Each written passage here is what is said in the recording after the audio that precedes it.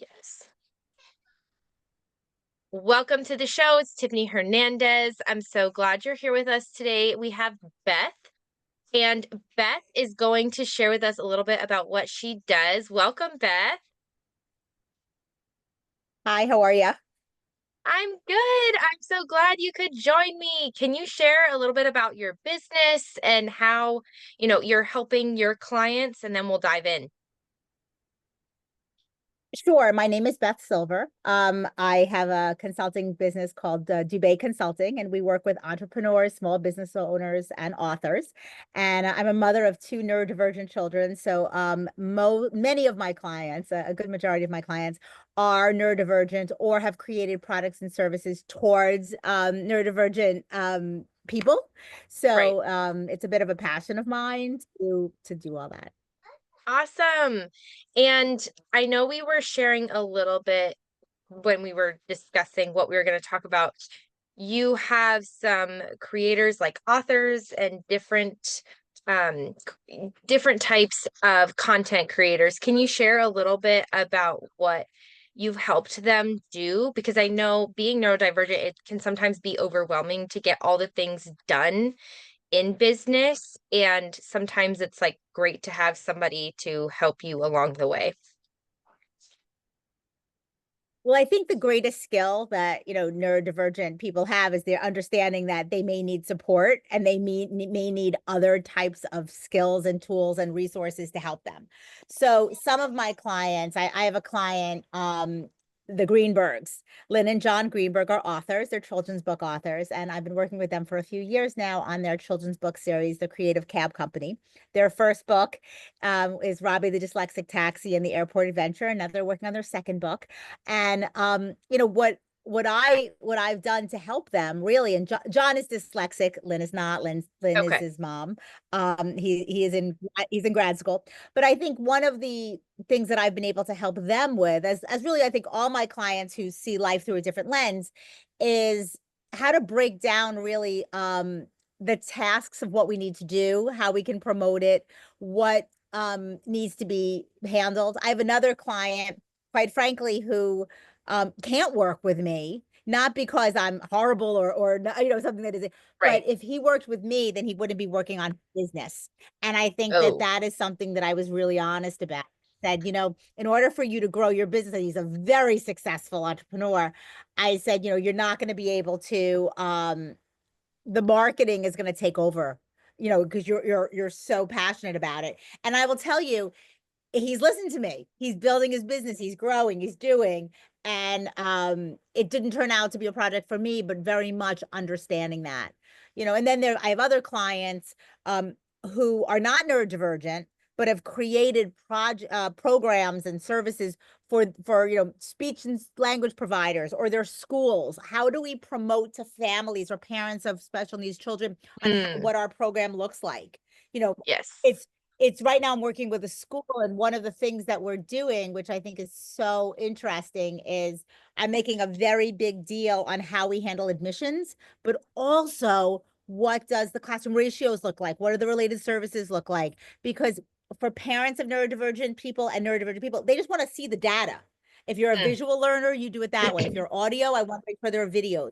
So it's really understanding the skill set. It's really for everyone.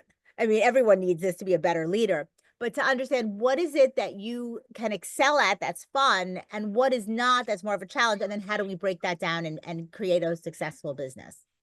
I can resonate with that. I just did a breakthrough challenge for, create highly creatives who are usually neurodivergent, and breaking those giant goals down into these micro tasks that can be done in a couple minutes, because we get so overwhelmed with the whole big picture that we cannot see how to get there, and then we shut down in overwhelm, and it's like, I'm just not good enough. I just can't do this. And then there's all this negative self-talk that happens because of it. So this is where you come in and you say, hey, here's where we can do this together.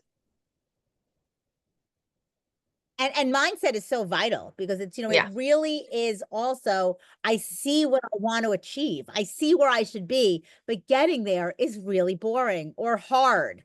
And it's really, how do we tackle the hard stuff Yes. And hard is hard. Getting ready to do hard things is really hard. Yes.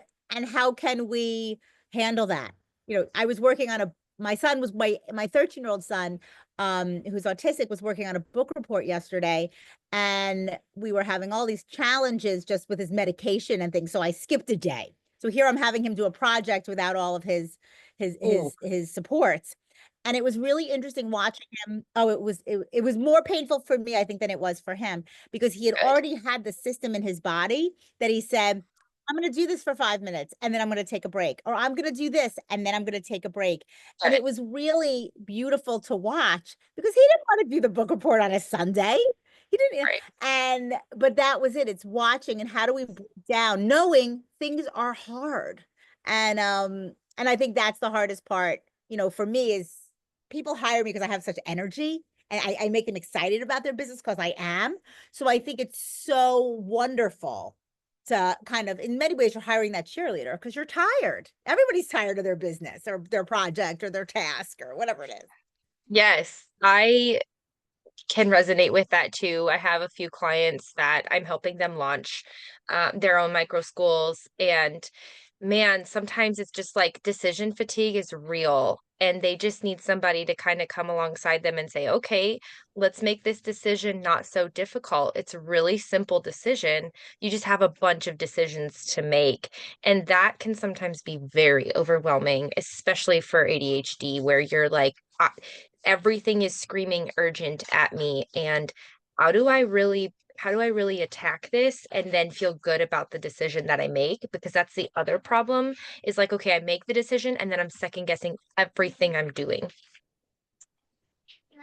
It's also understanding what ADHD is. It really Mhm. is not just about focus. It's about planning. It's about executive functioning. It's about speech. It's about visual communication. There's so many parts to this very I call it an eclectic superpower Yeah. at times. I mean, which might sound ridiculous, but it really provides a lens that's so different. So it's also understanding, how do we help people who see life different through a different lens than I might see, or one of your viewers might see, showcase and advocate for their creativity, their organization, their words, how they're communicating in a Yeah. way that they feel confident, because it may not be mainstream, but one day we may realize that everything's turned and there are more people with ADHD than there are, the neurotypicals, as I call them.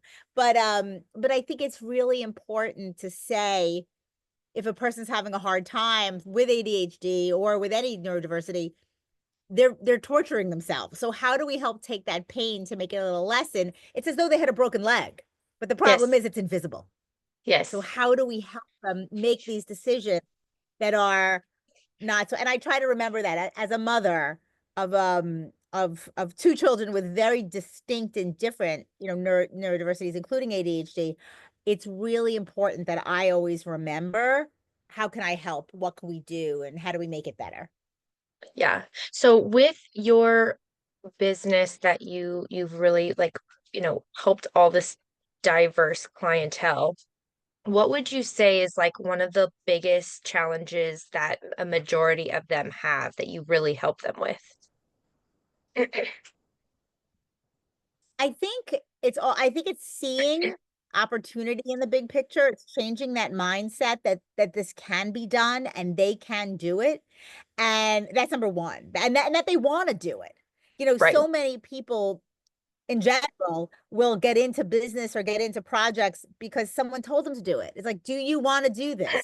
Yes, Yeah. great. Now let's figure out, what do you love doing? How can we incorporate what you want to do? Oh, you love to draw, you love to write, you love to sell. Great. Let's get that going. What do you hate to do? When do you work? Do you work better at night? Are you better in the morning? Let's reconfigure what your day looks like.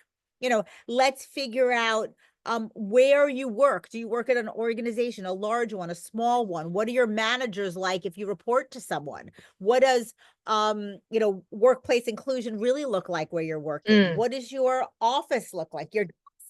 What is your chair? My son does tricks on a yoga ball, like tricks, jumping, this, that.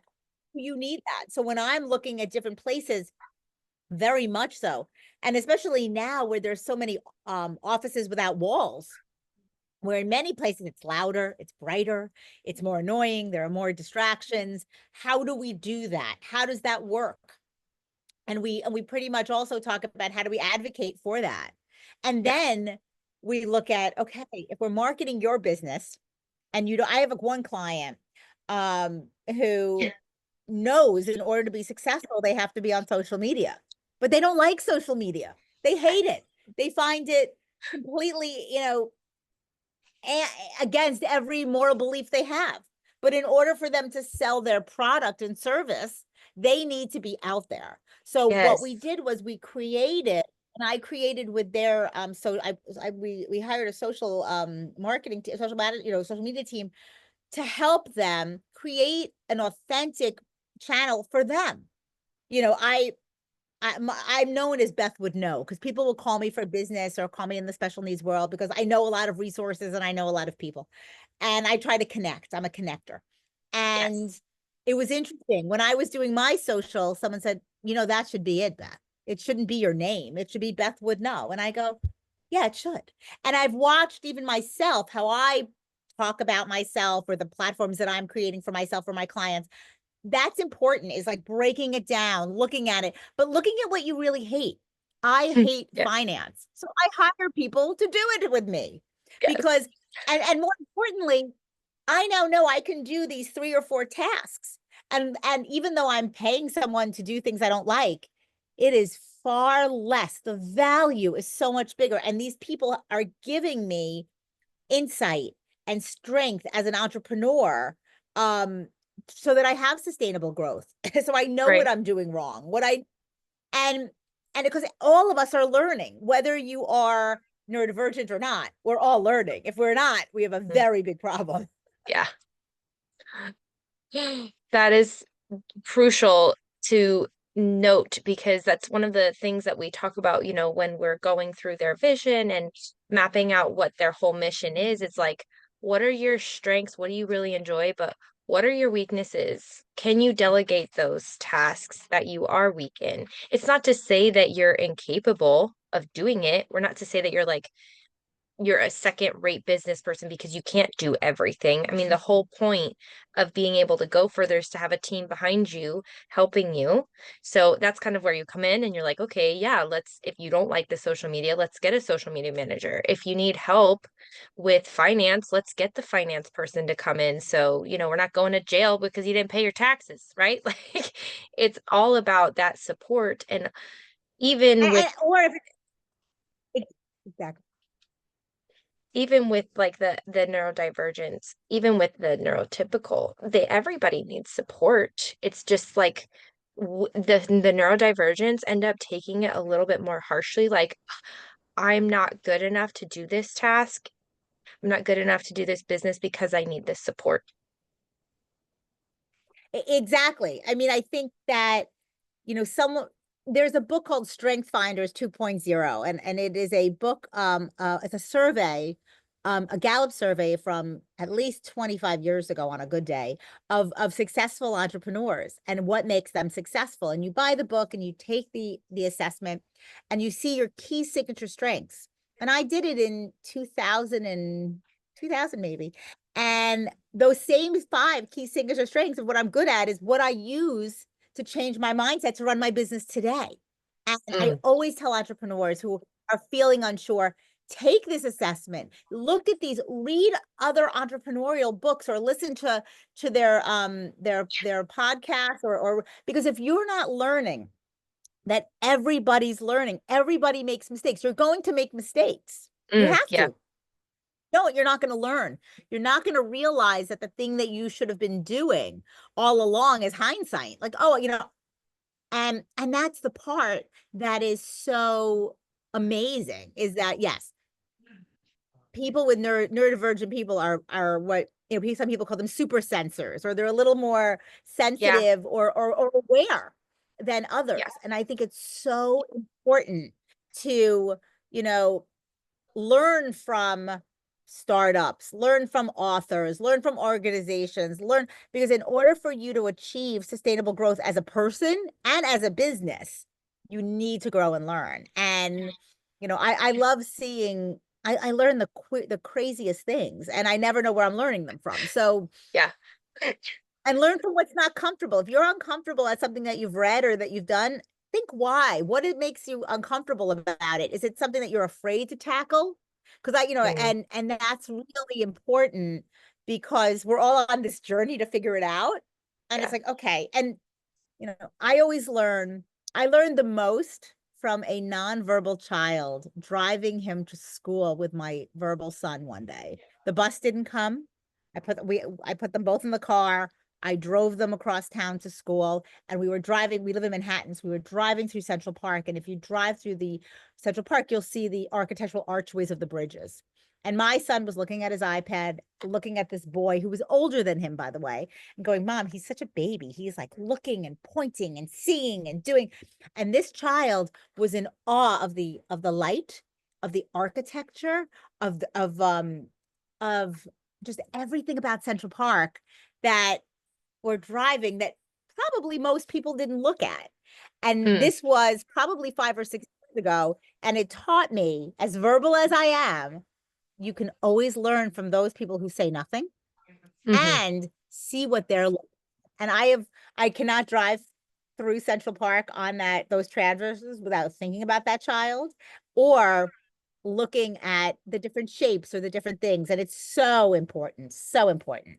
So I, I, there's my I, I love that. I'm glad you, so I went to school for interior design, so that's just like music to my ears because I have always been very highly aware, highly sensitive myself. And so, to have that now validated as like, no, that's not a problem. You're not too much. That's what makes you unique. That's what helps you to do your business. That's what helps you to really see where others don't see. That's what sets you apart to be able to help them in a way that they aren't getting the help that they need by trying to do it themselves. And it's so crucial. Exactly. And especially, with the varying degrees of ADHD in the spectrum, as well as, the difference between ADHD being more diagnosed in girls than boys, Hmm. and how it presents so differently. It's ridiculous. And my clients are actually working on a book now. It's going to come out soon about a character with ADHD who's a female character. So I'm excited about that so that there's more inclusion opportunities to be Right. able to really see what are the tools? How does it work? What's the problem solving? And obviously these are children's books at a young age, but there's so much opportunity to see how we do that. But even as we look at ADHD, some people are very talkative and are very, very hyper and focused, and others are not. They're very inclusive and introverted, and people don't understand that and believe, oh, it's something this will fix or that will fix. When in reality, every person adjusts to different things. They adjust to exercise differently and life and light and sleep and food and medicine and other skills and other therapies. So it's so important to really be aware Hmm. of how to be empathetic, but also respect and appreciate everybody's different perspective. It's hard sometimes because we all get Yes. frustrated when you're like, why can't you just do, or why Yes. can't I just do this? I'm trying Yes. so hard. And and the truth is, the more that we can bridge that gap personally for the individual as well as for the business, the more successful we will all be. And Yeah. that's my goal. I can agree with that because, I've struggled with those things too of like, why can't this just work? I'm literally putting all of my energy, all like, what is not clicking? What am I missing? But then, I have two kids that are ADHD and my son just has task initiation problems every day for the same things, getting dressed in the morning, eating breakfast, getting his homework started, and we're homeschooling, so we're on the go all the time, but it's like getting out the door. Okay, what do you need to do that? Let's make sure we have all the things we need. And it's like nobody understands. It's like, why is he still struggling with this? Well, here's why. And it's a learning lesson. And people are just like, well, I don't understand why it can't just happen. And I'm like, well, I've been living my whole life and I still can't understand why this still happens and why I still struggle with these things. It's my brain. Well, but also I think I saw something, I don't know where I saw it over the weekend or last week, I forgot when, but it was, if your child had a broken leg, would you ask them to run the marathon? And I Right. sat there for a minute and I looked at my own children, like, am I looking at this life of his with a broken leg? Or am I assuming, oh, here's all the promise and this is what's happened and what do we do? And it also is somewhat a reality check on how hard it is, for anybody to really see, what it's all about. And I think that that to me is our own understanding because we're so used to the go, go, go. I mean, I'm as quick as you can imagine, and people know that about me. But sometimes it's okay, I have to slow down, or looking at your own blood sugar and your own feeding and your own self-care and your own, Hmm. because people don't understand like we're all how we take this information in. You know, Yeah. um, I'm reading the new Mel Robbins book and it's like let them, and I'm kind of like also doing that for my own life. It's like let them be. I can't change them. Let's see, because I'm trying to see how can we work on that within like the neurodivergent world, because you're not going to change anyone with or without a neurodivergence. Like people are people. Yeah. It's funny that you mentioned that book because there's another homeschool mom friend of mine and she's like, you have to read this book. It's life changing. So now that's the second person, so I'm gonna have to go check it out. But I do agree, you cannot change anybody.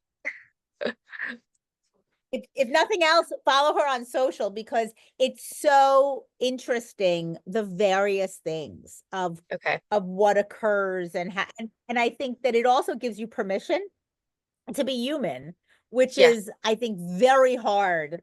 for neurodivergent people as well as mothers and other business owners. I'm not excluding men, but I'm just saying it's really important to realize that this is hard stuff. Living life is hard. It's hard. You have all these also outside factors. Yeah. So it's, something can happen in your day that can affect, their school day, whether it's at home or at school, or whatever activity, or the weather, or the internet access, or their, Yeah. sleep. But No. it's, Yeah. I think the most important thing for me is what can we all learn from each other and being open to do it. One of Yeah. the parts about ADHD life is like the rigidity of people. So it's all that mindset. Yes. Yeah. Yeah. Helping people to just see that, okay, so this child has this issue. Are we making it more of an issue? Is it something that we really need to stress on? Okay, this business person has this challenge. Are we making them feel worse about it, or are we helping them to see like, okay, here's some skills to help you overcome that. Here's some workaround. All my life, I've had to learn workarounds. Because you've had the motivation and the desire to do it. There's Yeah, also that time when you're with the person who knows they need to do it, but they just are too paralyzed and can't.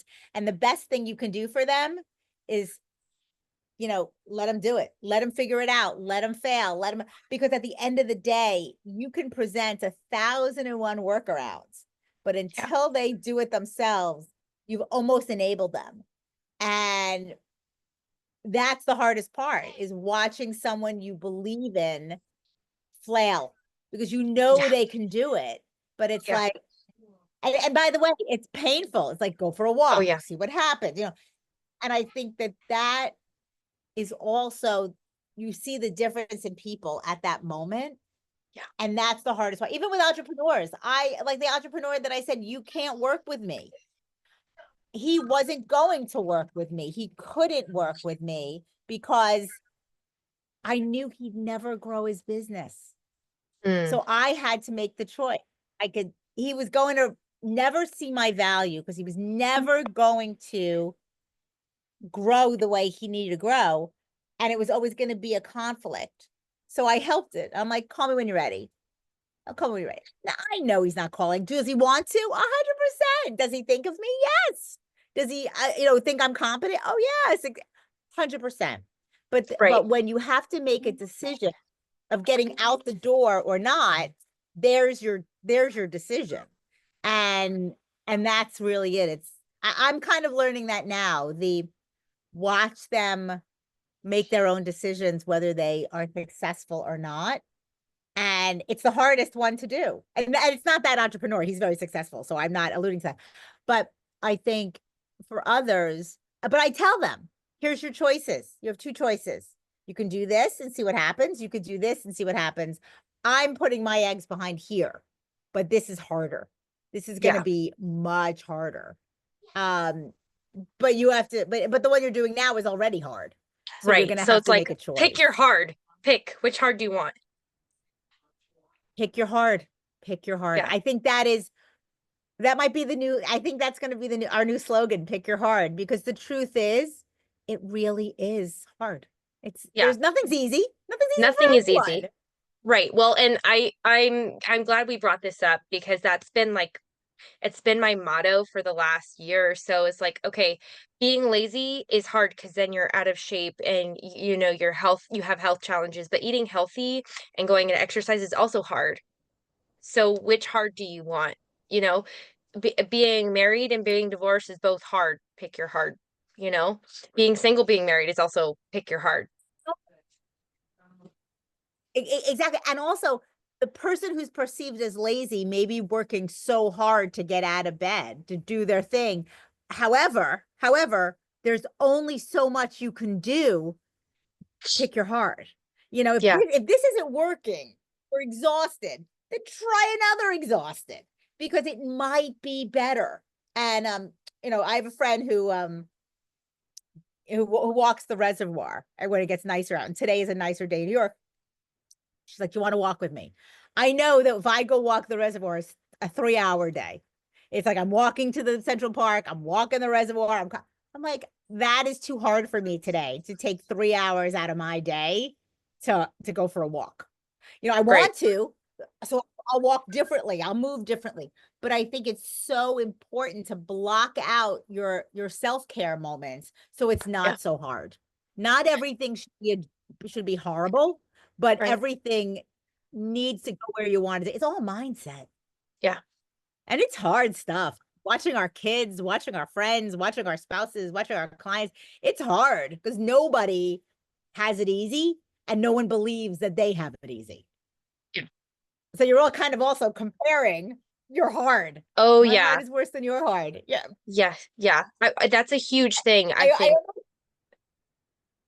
I almost want I Comparison. agree. I almost want to make like a comparison chart in my house or in my office and being like, whose heart is worse? Go. Who has a Yeah, harder day today?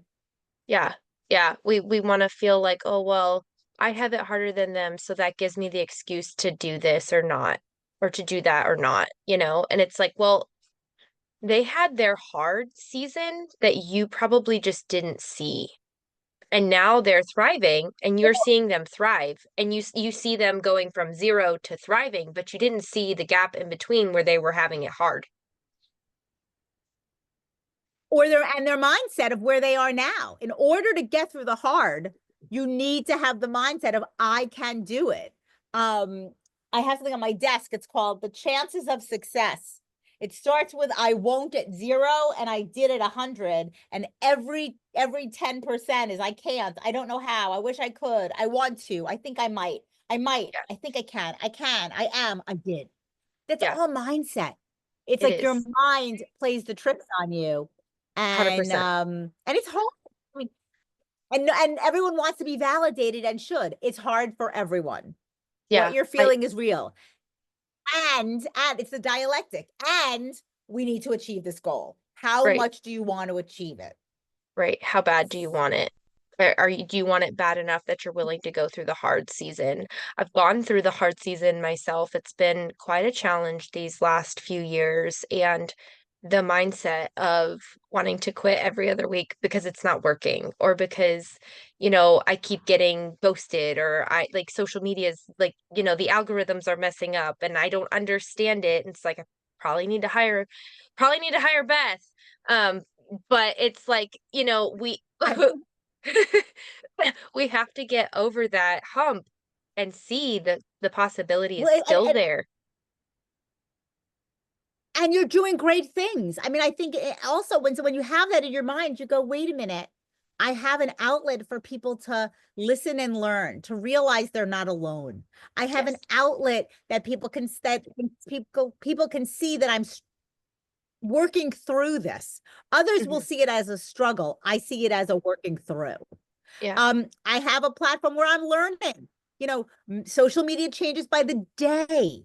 I mean, Hmm. but what you're doing is, and on top of everything else, you are taking care of your children, taking care of your family, taking Yep. care of yourself. Oh, you're homeschooling. So there's all that other nuance of education and how that goes, and the Right. the different rules and things that are associated with that, which people don't understand. That when you homeschool, you're still legally obligated to fulfill an educational curriculum.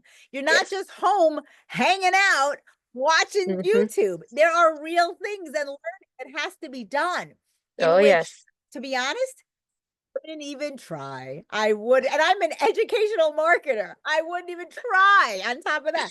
Not even close. But I think it's so important to make sure that you surround yourself with people, whether it's at SCORE, the government, small business where they have mentors, whether it's online, whether it's through the people you meet on this platform that you've created. It's so important to figure out what drives you. For you, Hmm. I think your purpose is, I want to help people better understand the Yeah. lens in which I see life and those in my circle see life. You know, Hmm. when my son was first diagnosed with autism, I cried. Not because he had autism, not because of that. I cried because I didn't know how to help him. I was Yeah. on 75th Street between First and Avenue, and I didn't know what to do. He was having trouble in school, and he was doing this and doing that. Actually, that's not true. He was 5. He was diagnosed for many years. And one of my friends heard me and goes, "I've never heard you cry. You need help." And I said, "Yes, I don't know what to do." And at Yeah. that moment, I then, a lawyer and this and that, but I also met thousands of people over the years. And my entire part is, how do I pay it forward? How do I help someone not feel what I felt? I don't want anybody to cry, although Yeah. crying's not bad. I don't want anyone to cry. So, but that's my thing. So I speak to, I can't tell you, I must speak to hundreds of parents a month who call me. What do I do? What school do I go to? How do I do this? And my husband goes, "Are you kidding?" I'm like, "No, that's my way of my finding my purpose through business and through personal life, and to Mhm. help my child, because I'm learning and I'm doing." And I think that's what people don't necessarily understand, Yeah. that we're all a work in progress. This is all a journey. This is all hard. Everything's hard. Yeah.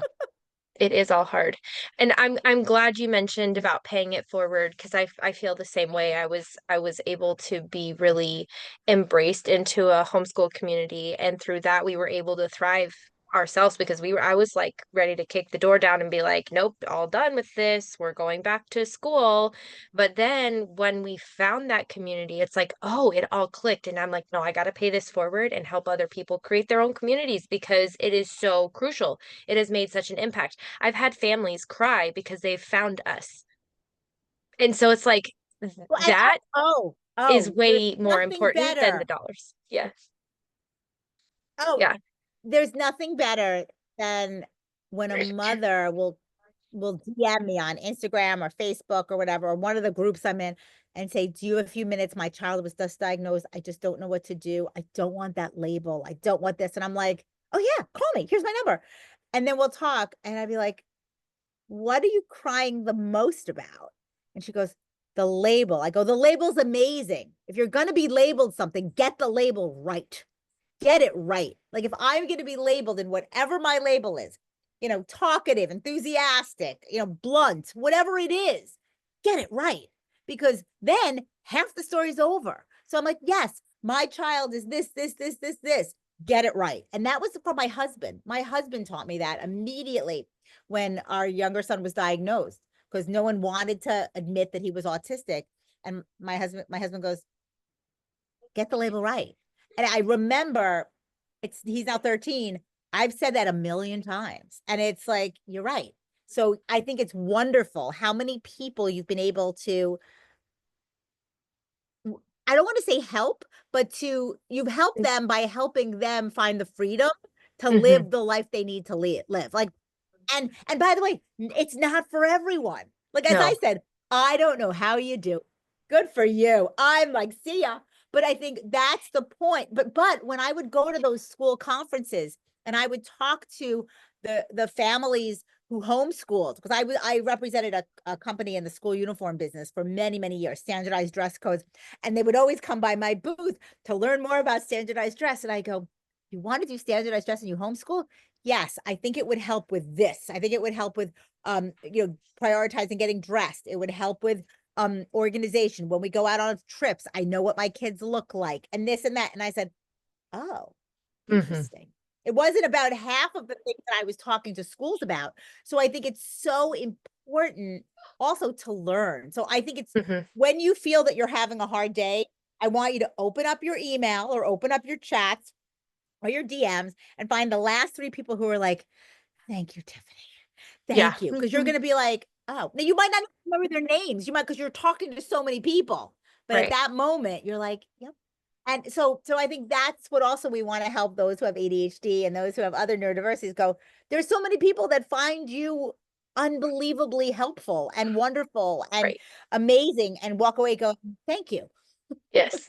Yeah. And sometimes it's hard to take that thank you because you've been through so much struggle, but it's like, no, I have to be able to accept that and see the value in it and see that there is worthiness there because that's really hard sometimes. It's like it's really not that much or it's really not this and you downplay everything and that becomes such a challenge. Exactly. A few weeks ago, I was asked to speak and be honored at an event. And originally I said, I have to think about it. And I walked away and I went for a walk and I actually like started to cry because it was about like neurodiversity. And and I got a little teary and I called the person back and I said, well, I'm concerned about ABC. And it was more timing and scheduling. I said, but I'm really honored. And I'm also, and if I don't do it, I'm not being fair of authentic to me. So I'm going to. But I was like, I was crying. I was like a Yeah. little crying. And I said, so I need your help on this one because I normally am not the one to accept this. And it was really interesting because it showed me just so how vulnerable we all are. Like, of Yeah. course, as we are leading others and helping them, we're human and we also see other people's fears and insecurities as well as our own and our growth.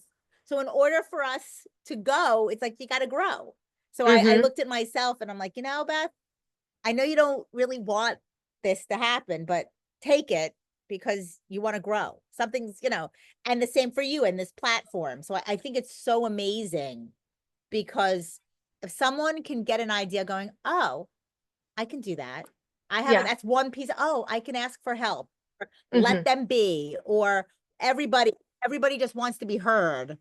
It's Mm-hmm. wonderful. So I Exactly. commend you. It's not easy.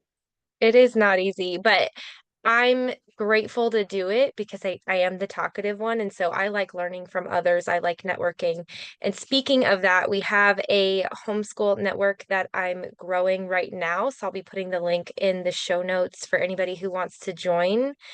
And we're going to be talking about all kinds of things, service providers, families, just if you're wanting to come and figure it out. But can you share a little bit about what you do, how people can get in contact with you if they want to work with you and how you can, work with them before we go? Sure. Sure. So my website, which I hope you'll put in the show notes, is Yes. DoubetLLC.com, which for Doubet Consulting. And people can find me on Instagram at Beth Would Know or Facebook. I think it's Beth Silver Pilchik. I don't even know.